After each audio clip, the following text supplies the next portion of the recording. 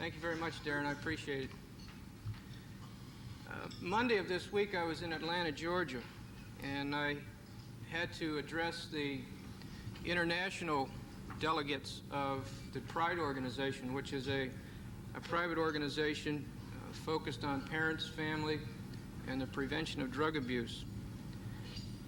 And a thought struck me at that conference, and I would like to share that with you here too. You know, it's traditional when we make a talk like this that we thank the people in the audience and the organizers for having us speak.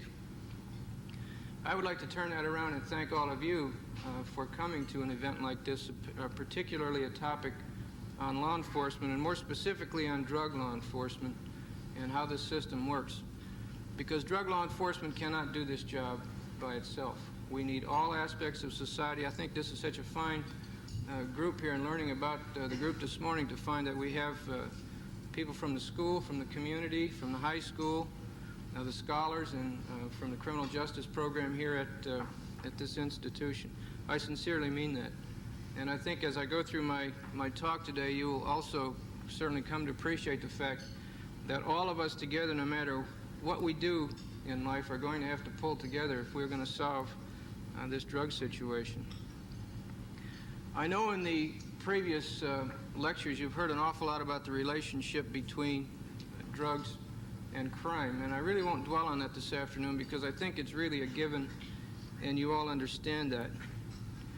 But drug law enforcement is a good way to come at the issue of our criminal justice system, and because there is not any aspect of the system itself that is not deeply involved with the drug issue. I'd like to expand the notion a little bit, though. The title of the series is The American System of Justice, and I don't really think we can look at it that way. We really have to look at it from an international perspective, particularly in the law enforcement area. It truly is an international system of justice. The Drug Enforcement Administration, which is our current name, we've had 3 or 4 over the years, but the basic organization has been in place since about 1915. We first sent special agents overseas in 1936. We sent an agent to Paris, an agent to Rome, and an agent to Beirut, Lebanon. There was a short period during the Second World War where we did not have any special agents deployed overseas, but that was only a short period. Today, the Drug Enforcement Administration has 270 special agents assigned internationally. We are in permanent offices in 48 countries, and we have 68 total offices of DEA internationally. The issues in drug law enforcement and the criminal justice system go well beyond the good guys and bad guys, or the police activities and the criminal. Today, the drug issue has brought us into the arena of national security. It wasn't but 2 years ago that the President of the United States declared the drug situation to be a situation that involved national security, which opened up for us many new assets and people to assist us. All you have to do is read your newspaper to see what I'm talking about in this respect. Cocaine today is an epidemic in the U.S., but it is the supply is so great it is now flowing to Europe, for example, and to other countries at a great rate. Almost weekly, we are now encountering another record seizure of cocaine in Europe. This has an impact because I believe that the flow of cocaine is going first to our allies overseas, to England, to Germany, to Japan, to Australia, because these countries, like our own, are based on principles similar to ours, which means we have a free flow across our borders, we have access, we are internationally involved in business and commerce. Surely you're following Panama. A principal reason for the situation in Panama is the activities of General Noriega and the fact that he was indicted in Miami and Tampa, Florida, based on drug investigations. We've had riots in Honduras during the past week. They burned the annex to the embassy down there. The reason for that was the informal extradition of Juan Mata Ballesteros, who was a notable drug trafficker. And I'll speak a little more about why that happened after a while. I'd like to spend a minute or two to give you a little bit of an overview of what it is the criminal justice system is attempting to address relative to the drug problem. What is our job out there? And when I say that, I don't mean just the investigators. I mean the prosecutors, state and local police organizations, the courts, judges, prisons, corrections, and so forth. At the same conference, I had the pleasure, the Pride Conference in Atlanta, of meeting a lady who I had not known named Peggy Mann. And she was recently honored, I found out, in Congress for being the most noted author on the issue of prevention and education in the drug field. And she gave me some of her publications, and I read this one on the aircraft Monday night going home. And I wanted to share it with you because this is an educational institution and an environment, and I have a theory that we all sooner or later fall victim to our own propaganda, and I similarly had not kept up with the pace of things. I quoted in my little talk to that group that there are 3,000 publications that are studies, not publications, but studies that have established the harmful effects of marijuana. She kindly came up after the talk and corrected my statistics. There's now 8,000 formal studies that establish the harmful effects of marijuana. And she summarizes them in this book, which I found fascinating reading. Because from a law enforcement perspective, when I was an agent working the streets years ago in Los Angeles, we knew that marijuana was harmful. We couldn't articulate in a scientific way, we collectively, why. Now the studies are in. You no longer hear groups like NORML saying, well, we should legalize, it's a personal choice and so on. The evidence has gone way beyond that stage. And it's refreshing to see someone who is participating as this lady, as I commend to all of you that you read as much on the drug situation as you can. Our government recently completed a high school survey, which we do on an annual basis, and these statistics are somewhat interesting. For example, 57% of the high school seniors have tried drugs in their lifetime. 42% have tried drugs, illicit drugs, in the past year. While these figures are the lowest that they've been since 1975, we have to keep in mind that the high school dropout rate is about 20%. In Los Angeles and Detroit, the numbers that we hear are 50%, 80% dropout rates from the high schools in some parts of those cities. So the people who are out there, the dropouts who are out there using drugs in a much greater proportion are not even included in the high school survey for the numbers that I spoke of before. Also, cocaine use, which has really spread quickly to the inner cities, is not truly reflected in these numbers yet, in my opinion. 1 in 10 Americans uses an illicit drug on a monthly basis. 1 in 5 Americans over the age of 12 years old has used an illicit drug in the past year. Active addicts, heroin addicts in particular, but now because of the change in the method of using cocaine, I would throw cocaine addicts, which is a new word we've begun to use, into this area as well. Consider a long-range study in Baltimore, Maryland, where they determined that addicts commit crimes at a rate of 4 to 6 times higher than other criminals.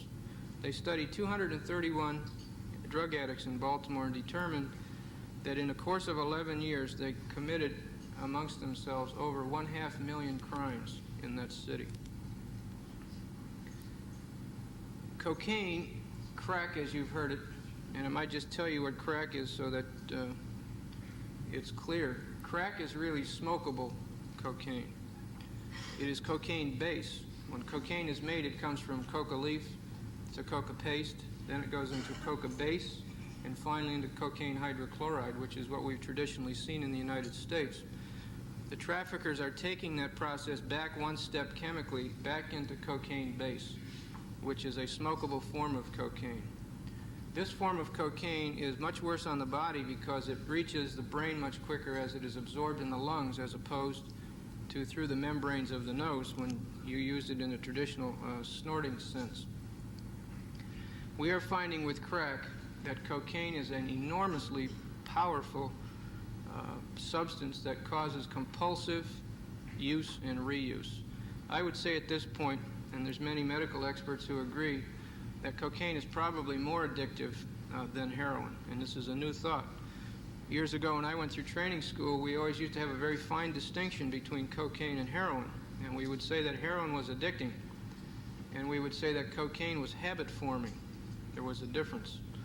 And people trying to come off of heroin would go through the withdrawals you're familiar with, but with cocaine they would not. That entire picture has changed. In Detroit, Michigan last year, there were 334 juveniles who were shot. That's nearly one juvenile per day being shot in Detroit, Michigan, which is not that far from here. 34 of those youngsters died. In 1987, DEA received 85 legitimate death threats against specifically named special agents of our organization. 5 were wounded and 2 were killed. We are seizing in DEA each and every day 1 fully automatic machine gun.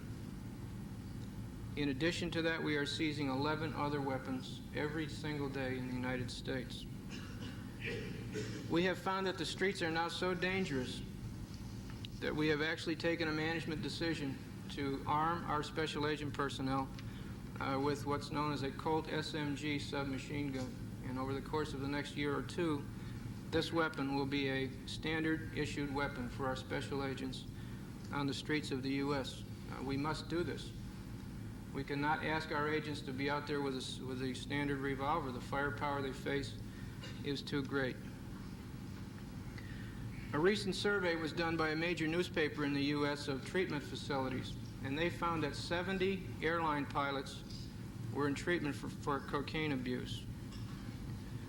In 1986, when the FAA put in drug testing rules and regulations, 39 air traffic controllers admitted themselves into treatment programs. We've had a major train accident in Maryland in which I believe 19 people were killed. The engineer on that train was under the influence of drugs. We've had a commuter plane crash in Colorado. The pilot of that aircraft was under the influence of drugs. 30% of a major bus company's drivers have tested positive for drug abuse. About 6 weeks ago, 2 DEA agents were flying from New York City to Miami, Florida on official business. And when we travel on aircraft, we notify the captain and the crew of our presence and the fact that we're armed so that they know who we are and where we are. The 2 flight attendants came up and asked our agents if they would come to the rear of the aircraft to assist them. And so they did. And the flight attendants thought that someone was freebasing cocaine in the restroom of that aircraft. There were 5 people involved in this activity. The agents addressed one of the people who was out in the aisle, searched him, found crack cocaine on that person, and arrested him. They then extracted the other person from inside of the restroom and arrested him. And there were 3 females also accompanying these 2 people from New York. When you freebase cocaine, you need number 1, ether, and number 2, you need a blowtorch.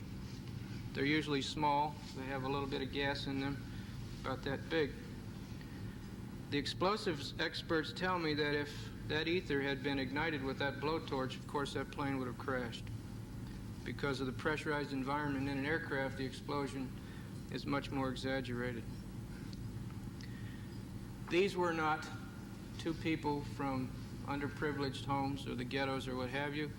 One was a commodities brokerage house membership holder, chairholder. The other was a producer of a very popular movie. And I think this says an awful lot about where we are in the U.S. on the drug problem. Dr. McDonald of the White House, the president's advisor on drugs, is quoting a recent study of major hospitals in some major cities, I believe Washington, Detroit, New York amongst them. he is reporting that 1 in 10 babies born in those hospitals show the effects of drug abuse. Obviously, the mothers of these babies have been abusing illicit substances. The question of AIDS and drugs is one which we haven't really explored yet. I really and truly believe that we have not even begun to see the potential impact of that. The issue of sharing of needles, it's almost a cult type of activity with heroin addicts, that they must share needles with one another. And of course, we're currently into a big philosophical debate over whether or not we should be providing free needles to addicts so that we can hopefully decrease the spread of AIDS. We feel that to provide free addicts to drug abusers encourages drug use. It acknowledges the fact that using drugs is okay, and of course there are other sides to that argument as well. Corruption. We could spend all afternoon talking about the effects of corruption on the criminal justice system from drugs and drug abuse. But I'd like to come at corruption from a little bit of a different angle. The old days, corruption meant that the bad guys were paying money to a police officer or a federal agent or a judge or a prosecutor so that they would be warned of an arrest, they would influence a case, and the criminal would go free. That's not what I'm talking about anymore. Corruption, in terms of today's level of drug abuse, is corruption that affects entire countries, entire institutions, the ability of countries' police systems and military systems to be able to respond and to take steps against drug traffickers. Many countries around the world are either at a point of being almost unable to respond to the strengths of the traffickers, or the situation continues to deteriorate. Violence. I had an enjoyable drive here this morning, coming down from the Akron area, and I was thinking about violence and how the violence that I know of and what we're involved in trying to do about it, and how that didn't fit in with the drive through this lovely countryside. A month ago, we brought 15 chiefs of police from major cities into Washington to talk to the Attorney General about gang violence in our streets. This is becoming a very, very serious problem. Can you imagine what happened over this past weekend? Chief Gates from Los Angeles, who was one of the attendees at this meeting, deployed 1,000 police officers into the streets of Los Angeles to try and have some impact on gang violence in those streets. One of the favorite things that's happening there amongst these gangs is what they call drive-by shootings, where at random the gang members drive in a car past a bus stop, past some other area where there are people, and at random shoots and kills innocent citizens. Los Angeles is up in arms about it. They're demanding that things be done about it. And it's a very difficult situation. The root cause of this problem is drugs, cocaine in particular, and the violence and the activity that occurs over turf, isolating areas, who's got what territory, who's making what profits, and so forth. I want to read you some lists here, too, about violence. We shouldn't just think about violence as being associated only with the inner cities and so forth. We're having a terrible problem in the United States with the clandestine manufacture of illicit substances, methamphetamine in particular. These clandestine labs are located throughout the United States, mostly in rural areas, on farms and so forth, in small towns. On January the 22nd of 1988, at Wayne, Oklahoma, we discovered a dismantled methamphetamine laboratory, made 6 arrests, and seized 50 weapons. At Elmont, Texas, the same day, 29 pounds of finished methamphetamine, 6 arrests, 50 revolvers, 10 machine guns, 10 shotguns, and 15 rifles. The day before, on January the 21st, at Fort Worth, Texas, a P2P lab, which is a lab that makes a precursor chemical to methamphetamine. We seized 22 liters of P2P, a lab with sophisticated security system involving video cameras, TV monitors, hydraulic locks on the doors and on the windows, motion detectors, fully automatic MAC-10 machine guns with silencers, 5 revolvers. A few weeks ago, also in Texas, we seized another laboratory which was similarly protected, but in the living room of that residence they had a machine gun mounted on a tripod that was rigged to be fired remotely, so that if the police or someone else came to the front door of that residence, it could be fired remotely from someone observing the scene from a distance away. I would say that the violence issue is one that has not been fully publicized enough and is not of enough concern. And we do think about other aspects of the drug problem. But this violence situation is something that I don't think this country is used to, and something that we all should be aware of. Consider in Colombia, South America. Recently, their Attorney General was shot and killed in Medellin by traffickers. Since 1984, the Minister of Justice, 26 judges, 8 Supreme Court justices have been shot and killed in that country by drug trafficking organizations. DEA as an agency is doing well, I think, with the resources that we have. Last year we arrested 21,000 people. We seized 682 clandestine laboratories.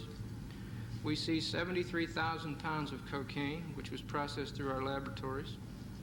We seized $500 million in trafficker assets, 35% of that in cash money. These results reflect, though, the huge supply, and while we would pat ourselves on the back and say we're doing a great job with the resources that we have, and I would say that we are, it also shows the seriousness of the situation.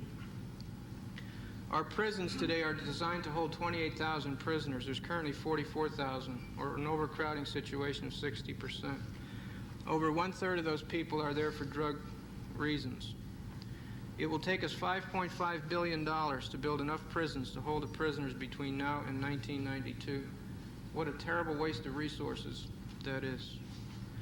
In the state of Oregon, in their state prison system, the average stay is now only 36 days because there's no longer any room at the inn. There's almost 1,000 people in the witness protection program. There's 11,000 federal fugitives last year. 40% of those were for drug cases. I'd like to talk about, for a few minutes, the structure in relation to drugs of our criminal justice system from an investigative point of view, and let you know a little bit about how the pieces fit together. I describe this as a complex, and it is a very complex, division of labor between agencies both in this country and overseas. First of all, the local police officer in uniform in a patrol car. That is where it starts. That person puts pressure on the drug traffickers, makes arrests, and also develops sources of information. We step up there to the specialized narcotic units, both the precinct level, the citywide level, and the state level. As we go up these steps, we see, beginning about the statewide level, the interagency aspects of our anti-drug work. Federal, state, and local task forces. We currently have within DEA 52 formal and about 12 informal state and local task forces, where state and local officers are assigned directly in DEA office space. We then get into an area of DEA and FBI cases, where we work independent cases or joint cases. We have just established in 6 major cities joint DEA-FBI squads to work on major cases. At these levels, we see bringing in the sophisticated statutes such as RICO and continuing criminal enterprise, under which you can get a life sentence for drug trafficking. Next, we have the Organized Crime Drug Enforcement Task Force program, in which we bring in other agencies such as IRS, immigration, other state and local organizations to work on major cases. Now we have to shift our thinking internationally once again. And as we go overseas, I think we tend to become less police and more militaristic in our posture and how we look as far as our enforcement operations. DEA wires the world together with its offices overseas that I mentioned earlier for the purpose of drug law enforcement. We are beginning to get out of the investigative phase a little bit here and into the suppression. How do you find a cocaine lab in the jungles of Peru and raid it? And when you have to raid it, how do you do that? It's not like serving a search warrant on a house in a city. It's totally different. It's a paramilitary type of operation. You need helicopters. You need medics. There's no 911 to dial when you're in the Huallaga Valley in Peru. It's something you have to take with you what you're going to need. You can be hundreds of miles from a road in that configuration. I was really gratified in January when I was over in Southeast Asia to learn that the People's Republic of China had worked a case with us. We began to open dialogue with the People's Republic several years ago. I've been there. They in turn have had delegations come to the U.S. on the issue of drug law enforcement. They are concerned, as we are concerned. We conducted a training program in December, and one of the things we talked about was controlled deliveries, so that one police organization can work with another to take a seizure of drugs and transport it to the next country or the next city so that we can take out the entire organization and not just be happy with the seizure and the arrest in one place. The People's Republic called a DEA agent in Hong Kong and said, listen, we just made an 11-pound heroin seizure here. It sounds like this fits a controlled delivery. Do you want to work it together? Within 24 hours, there were 2 officers from the People's Republic of China and a DEA special agent on an aircraft from Shanghai to San Francisco, where we arrested 3 more people. We then took the case and went on to Hong Kong and developed it further, where we were able to arrest the people who organized it and seize bank accounts. That is the type of thing that we are doing on a daily basis and have been for many, many years with most countries, but now even bringing in countries like the People's Republic, where we recognize the fact that we have to truly work on an international basis in order to have the impact that's necessary. In the Bahamas, and I raise this point, and this is an example of the type of thing that we're doing today, where we bring in the military to assist us. And we're coming close to the edge here on a philosophical point, and that is, where does police work start and stop? And where does the military start and stop? As you know, we've had a theory in this country for years called posse comitatus, where the military does not get involved in the law enforcement function. The U.S. Army does not investigate and arrest citizens in the U.S., and we don't want them to, and they don't want to. And it's a very important principle. But there's a lot that can happen for the military to support us, and I think the Vice President's programs and the President's programs have brought that kind of support to us. In the Bahamas, for example, in our Operation BAT, which stands for Bahamas and Turks and Caicos Islands, U.S. military pilots are flying U.S. military aircraft, helicopters principally, to fly Bahamian police officers and DEA agents in pursuit of air and boat targets that have been identified principally from radars that are manned by the U.S. Marines and other people. The actual police work, which is the arrest and seizure at the end of the activity, is done by Bahamian police supported by DEA special agents. Now, you must commend the Bahamas for allowing another country's military forces to be that active, its police forces to be that active in that activity. And it's an example of the sophisticated type of thing that we are doing today. The success of BAT caused the flow of cocaine now to shift over and come through Central America and Mexico. A third of the cocaine now comes this way, and we've had to put Operation Alliance in place on the Mexican border to respond to that. Because our hearts and minds, frankly, had shifted to Florida and the Bahamas, and now we have 2 major fronts to address the flow of coke. There are 90,000 uniformed state troopers on the highways, the interstate highway systems of our country. They form an interdiction force now because of Operation Pipeline, where we're training the state troopers to go beyond the traffic stop, to conduct a mini investigation to develop probable cause for searches. And 3,000 of these troopers have been trained in 40 states now to help us interdict the distribution system in our own country. We don't have time this afternoon to talk about some of our South American operations, but they're not dissimilar from what we're doing in the Bahamas as well. Chemicals. There are a lot of U.S. businesses as well as chemical suppliers in Europe, in China, around the world who are making an awful lot of money selling chemicals legitimately through the chain, which then gets off into the illegitimate areas for the processing of drugs. Operation ChemCon and Operation Origination are two of the things that we put in to impact upon this.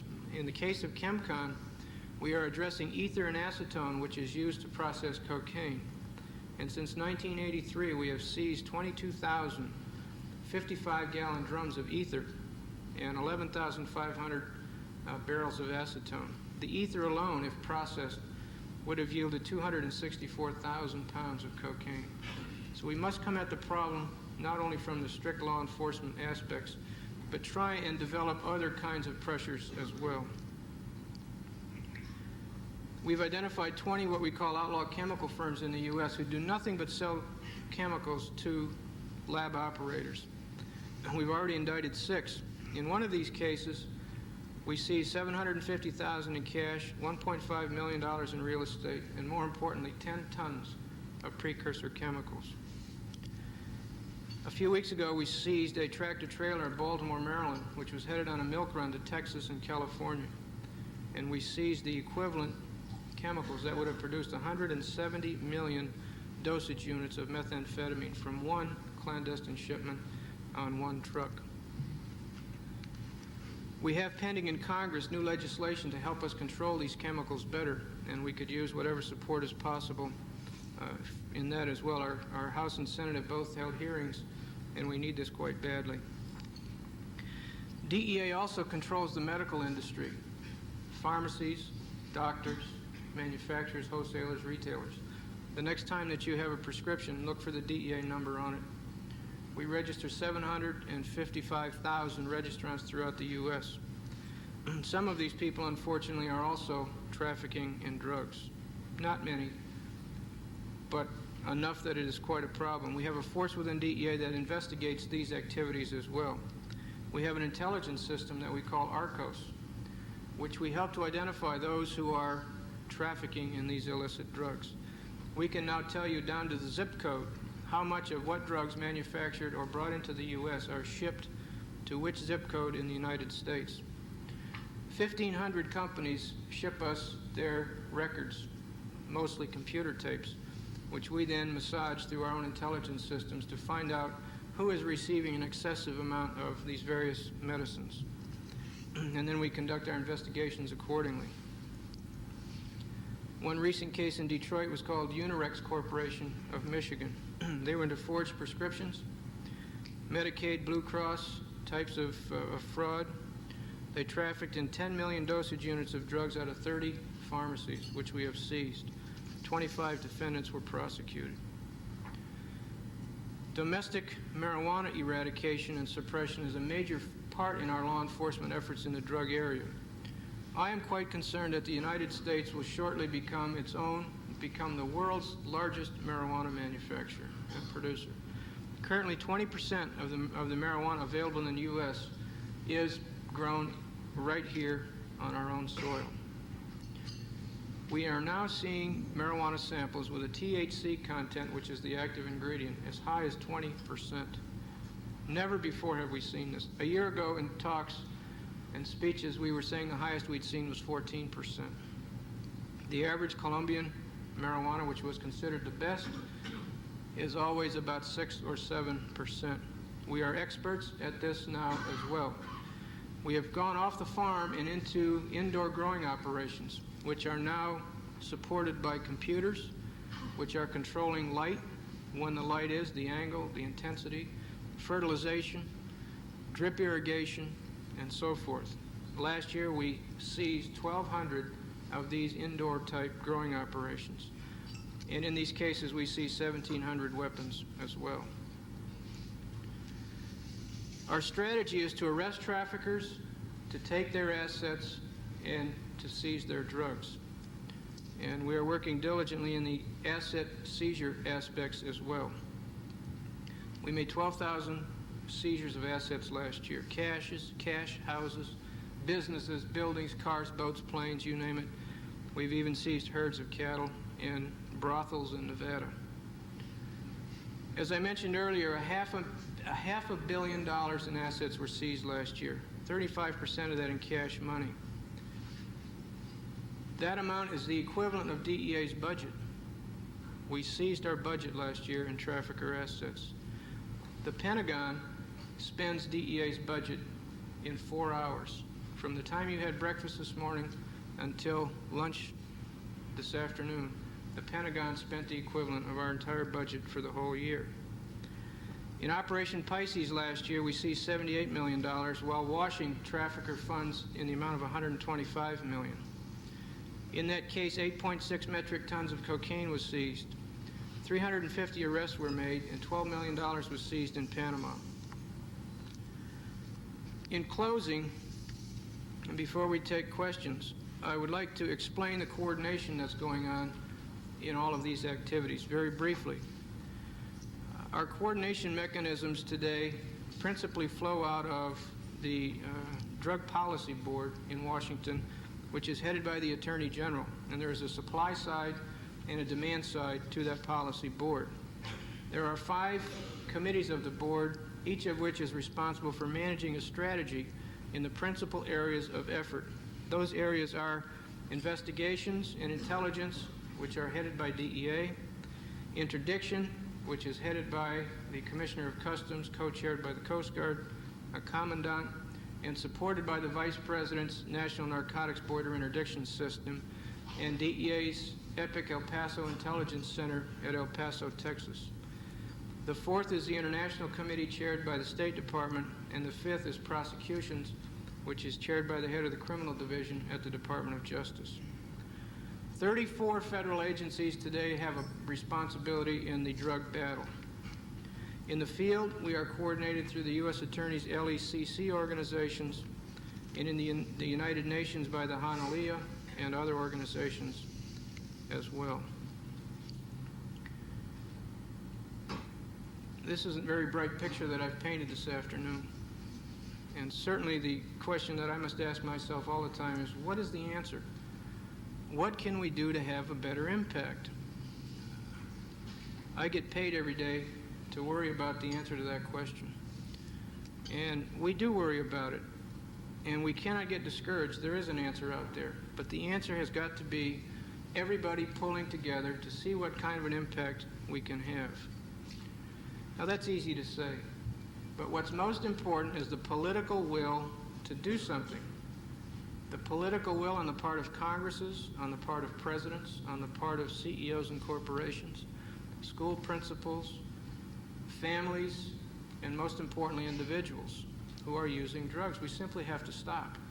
We have got to stop abusing drugs in this country. Today we're calling that user accountability. And I think you will see more develop in the next 3 or 4 years on that specific subject. DEA last week implemented its formal drug testing program. We have to not allow people to use drugs in the workplace and on our streets and highways. Why did China come forward?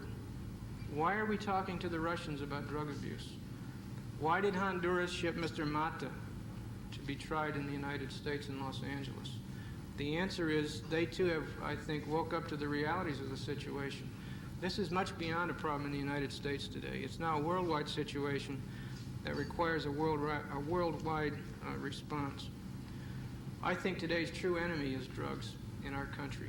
There's nothing that I can find, even in a military sense, national security sense, that poses the threat to the United States that drug abuse does to this nation. During the course of the morning, it was said to me several times here, and I think it's true, that this is a very nice place to live and to raise a family. And I can certainly see that that's true. I wish I could raise mine in a place like this. But I would say to you also that with the spread of crack, with the manufacture of dangerous drugs outside of major cities, with the domestic cultivation of marijuana, no city or town in this country is immune from the types of things that I described earlier in my talk. I want to thank you for having DEA to be a part of this series. I commend you and those responsible for a wonderful series like this. And I really also want to thank you for having the interest to ask that a subject like the criminal justice system and law enforcement be a part of this type of a program. I think it's critical, and we certainly do appreciate the interest in it, and I thank you.